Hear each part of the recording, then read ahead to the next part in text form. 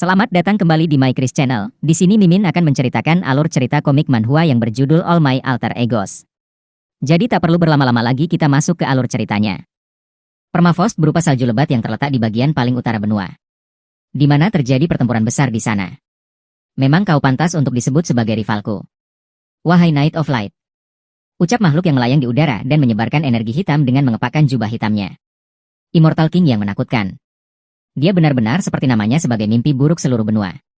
Immortal King. Tapi selama kekuatan cahaya bersama kita tidak akan kalah. Ucap ksatria yang berdiri melawannya dan mengacungkan pedang cahaya dengan bangga. Knight of Light yang baik, bukankah pertarungan mereka seperti sandiwara? Ya, bagaimanapun juga ini semua hanyalah permainan. Ucap seorang di ruangan yang hangat, menonton adegan seperti sedang menonton film, bahkan dirinya sendiri sedang makan ayam. Ya, bagaimana semuanya bisa berakhir seperti ini? Mereka semua adalah aku. Lanjutnya, scene berpindah ke beberapa waktu sebelum perang itu. Seorang pria berwajah berdiri di depan pintu dengan ekspresi bisnis. Halo. Saya datang dari Biro Manajemen Kemampuan Departemen Investigasi Spesial. Apakah Anda Han Seong Hyun? Tanyanya. Ya, seperti yang Anda bisa lihat, jawab Han Seong. Ya, Anda telah terkonfirmasi. Jika Anda membangkitkan kemampuan apapun, tolong untuk melaporkan kemampuanmu ke Biro Manajemen Kemampuan. Ucap petugas itu. Semoga harimu menyenangkan. Lanjutnya lalu berpamitan untuk pergi dari tempat Han Seong. Interaksi pertamaku dengan dunia luar setelah setengah tahun berakhir. Berarti aku tidak perlu membuka pintu depan untuk 6 bulan ke depan. Ucapnya. Hah, kadaluarsa. Keluh Han Seong yang mengambil mie di lemari esnya. Sudah 2 tahun sejak terakhir kali aku keluar. Aku seperti orang yang bertapa. Beberapa orang menganggapku menyedihkan, atau mengutukku karena kemauanku yang lemah. Tapi aku korban dari dunia yang kacau ini. Ucapnya lalu melihat saluran berita di televisi. Berita terkini. Pemadam kebakaran sedang memadamkan korban api di kompleks perkotaan. Pelaku tampaknya seorang Aweken yang melakukan tindakan kriminal secara acak sebelum dipindahkan ke dunia lain. Ucap reporter berita di televisi. Aweken. Suatu hari manusia secara acak mulai membangkitkan kekuatan misterius yang dikenal sebagai kemampuan. Setelah seorang membangkitkan kekuatannya, dia akan dipaksa pindah ke dunia lain dalam 24 jam. Jika dia memenuhi syarat tertentu, dia bisa kembali ke bumi. Tapi, hanya sebagian kecil orang yang bisa bertahan hidup dan berhasil kembali. Aweken yang putus asa mulai melakukan tindakan kriminal terakhir dengan nekat sebelum mereka dipindahkan. Aku juga kehilangan keluarga dan kakiku karena salah satu kriminal itu. Ucapnya yang mengingat kembali insiden yang menimpanya 2 tahun yang lalu. Mungkin keberanian untuk bangkit lagi. Karena dipersiapkan untuk rehabilitasi kaki, mereka telah digunakan tanpa melewatkan 1 hari pun. Kenapa aku melakukan semua kegiatan sia-sia ini? Ini sangat menyedihkan. Ucapnya meratapi dirinya. Kenapa aku jatuh dalam ketakutan hanya karena melangkah keluar dari pintu? Jika aku lebih berani, akankah ada yang berbeda jika aku bisa pergi dari ruangan sialan ini dan pergi kemanapun aku mau? Namun saat pemikiran-pemikiran itu muncul di kepalanya, tiba-tiba ada sebuah panel sistem yang muncul di hadapannya. Ding! Notifikasi sistem. Titik belok dimensi terdeteksi. Menghubungkan dengan Akasha System, membangkitkan skill unik. Han Seong pun terkejut dengan hal yang muncul di hadapannya. Apa-apaan ini? Aku dibangkitkan seperti ini. Lanjutnya terlihat sangat panik. Skill unik avatar dibangkitkan. Awakener. Waktu hingga dipindahkan ke dunia lain adalah 24 jam. Anda punya sisa waktu 24 jam. Aku secara tiba-tiba. Kau pasti bercanda kan? Han Seong yang tengah panik. Ding. Notifikasi sistem. Jika Anda tidak masuk ke dalam zona transfer dalam batas waktu, kami akan memindahkan Anda secara paksa. Lalu Han Seong pun langsung mencari perlengkapan bertahan hidup seperti orang gila. Katanya butuh waktu setidaknya 1 tahun sampai bisa kembali ke bumi. Waktu di dunia lain bergerak 10 kali lebih lambat dibandingkan dengan bumi. Jadi aku harus bertahan selama 10 tahun agar bisa kembali. Apa aku bisa bertahan hidup? Pikirnya menghitung perkiraan waktu yang akan ia habiskan dengan panik. Ding! Notifikasi sistem. 3 menit tersisa sampai transfer. Dan terlihat Han Seong yang sudah siap dengan seluruh alat yang dibutuhkan untuk bertahan hidup. Dan ia pun merasa gemetar untuk melangkah ke dalam susunan teleport. Ini mustahil. Aku saja tidak bisa melangkah dari pintu kamar. Dan tanpa adanya kekuatan ataupun skill, bagaimana caranya aku bisa bertahan di dunia lain? Pikirnya lagi dengan panik. Tunggu sebentar. Pikir Han Seong teringat sesuatu. Skill? Kalau memikirkan tentang skill, ada yang namanya kemampuan kan? Mari kita lihat seberapa kuat kekuatan ini. Membangkitkan skill avatar. Ucap Han Seong dengan lantang. Lalu avatar yang mirip seperti dirinya pun muncul di hadapannya. Ini kan aku. Aku melihat 2 mukaku. Tidak mungkin. Mungkinkah ini? Tentu saja aku berbagi pandangan dengan avatarku kan? Pikir Han Seong di mana ia bisa berbagi pandangan dengan avatarnya. Mencoba untuk menggerakkan badanku secara terpisah membuatku mual. Menggerakkan keduanya secara bersamaan sangatlah mustahil. Ucap Han Seong sedikit pusing. Ding. Notifikasi sistem. 1 menit sampai waktu transfer. Jika Anda tidak melangkah ke zona transfer, transfer paksa akan dimulai. Meski dengan sebuah avatar, kehadiranku tetap tidak berguna. Di antara semua kemampuan, kenapa aku mendapat yang sama tidak bergunanya denganku? Ucap Han Seong dengan penuh pasrah. Ya. Andai saja orang lain bisa masuk ke sana untukku. Ucapnya melihat avatarnya. Lalu ia pun mendapat sebuah ide dengan memasukkan avatarkan ke dalam susunan teleportasi. Ding. Notifikasi sistem. Orang yang telah awaken terkonfirmasi. Memulai transfer. Transfer dimulai. Rencanaku berhasil. Ucap Han Seong tidak percaya. Zona transfer mengenali avatarku sebagai aku. Ding. Notifikasi sistem. Transfer ke dimensi Outrika telah berhasil. Dan terlihat avatar Han Seong yang sudah berpindah dimensi.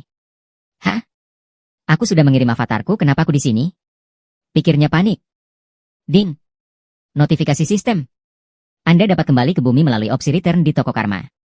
Kumpulkan karma selama Anda berpetualang. Karma saat ini 0, dan Han Seong pun merasakan sesuatu di kepalanya di mana ia bisa melihat di 2 tempat yang berbeda. Aku tidak benar-benar di sini. Aku hanya berbagi pandangan dengan avatarku. Pikirnya lagi. Pandangan ini membuatku pusing. Batalkan pemanggilan. Ucap Han Seong dengan frustasi. Dan Han Seong sudah kembali ke kamarnya. Ia pun langsung berlari ke arah toilet karena rasa mual yang tak tertahankan. Setidaknya aku berhasil menghindari masalah transfer. Ucap Han Seong. Panggil avatar. Lanjutnya. Dan avatarnya pun muncul kembali di hadapannya. Aku benar-benar kacau. Mulai saat ini, apa yang harus kulakukan dengan kemampuan tidak berguna ini? Ucap Han Seong berpikir. Ding. Notifikasi sistem. Selamat Anda meraih prestasi yang luar biasa. Kembali ke bumi tanpa menggunakan toko karma. Anda mendapatkan hadiah spesial. Percapaian terbuka. Dimensional Transfer Gate. Sehari sekali. Anda dapat pindah ke lokasi yang sudah dikunjungi melalui gerbang transfer. Karma Anda telah meningkat pesat. Apa? Ucapnya terkejut. Dan begitulah bagaimana aku menjadi awaken yang kembali ke bumi dengan waktu singkat. Ding. Notifikasi sistem. Karma yang dimiliki sekarang berjumlah 1910213. 1,9 juta karma. Pikir Han Seong sedikit terkejut. Sebanyak ini hanya untuk membatalkan pemanggilan avatar? Aku mendapatkan poin yang setara dengan usaha 10 tahun sekaligus. Pikir Han Seong yang masih terkejut. Karma dibayar berdasarkan dampak tiap orang terhadap dunia lain. Perbuatan baik atau perbuatan buruk, membunuh atau bekerja keras dan lain-lain. Karma yang dikumpulkan bisa digunakan untuk memperkuat kemampuan tiap orang atau kembali ke bumi. Apakah ini sebuah kesalahan? Bagaimana jika mereka memintaku untuk mengembalikannya lagi nanti? Pikir Han Seong dengan serius. Kejadian ini tidak seperti aku sengaja mengacaukannya. Jadi terserahlah. Ucap Han Seong mencoba untuk mengabaikannya. Aku di bumi jadi returner tidak ada artinya. Mari kita lihat. Ucap Han Seong melihat panel sistem. Dan ada opsi untuk meningkatkan status. Apa yang ada dalam meningkatkan status? Ucap Han Seong lalu melihat detail opsi meningkatkan status. Stamina. Meningkatkan kemampuan pemulihan membutuhkan 10.000. Meningkatkan kemampuan pemulihan?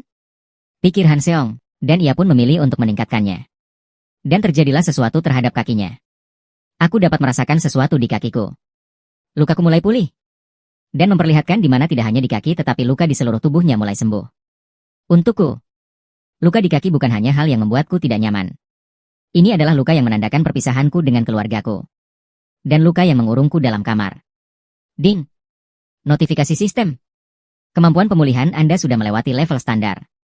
Anda mendapatkan skill super recovery. Aku menggunakan poin karma untuk menyembuhkan kakiku. Kakiku bahkan menjadi sangat kuat.